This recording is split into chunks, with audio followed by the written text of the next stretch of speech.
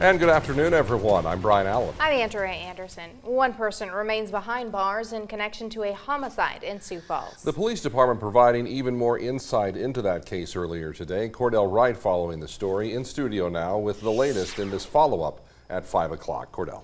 Good evening, Brian and Andrea. When this investigation began on Wednesday, the key suspect was already lodged in the Minnehaha County Jail due to a 4th of July arrest on unrelated charges.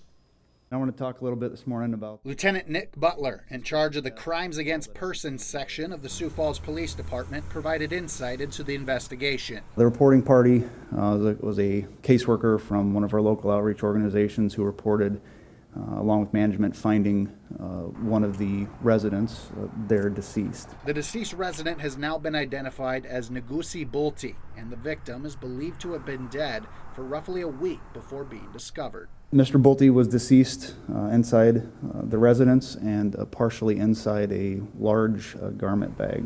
A search warrant was conducted inside the apartment building, and evidence helped police develop a suspect, 29-year-old Morningstar Jewett, who admitted to assaulting the victim with a piece of wood and stomping on his head. Jewett is currently lodged at the Minnehaha County Jail on charges of aggravated assault and being held on a $50,000 cash bond. The preliminary results from the autopsy conducted Thursday shows that this was a homicide, but the decision to charge with that would ultimately fall on the Minnehaha County State's Attorney's Office. We work very closely with them to determine what charges are appropriate.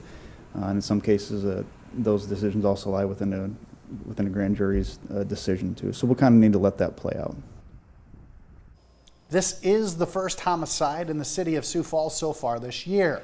There were 7 reported homicides in the city in 2022, 5 in 2021, and 13 in 2020. Brian. All right, Cordell, thank you. In total, the Sioux Falls Police Department has only 3 unsolved homicides dating back to 1943. That does not include a 2022 death at the Gateway Lounge, where the Minnehaha County State's Attorney's Office declined a homicide prosecution.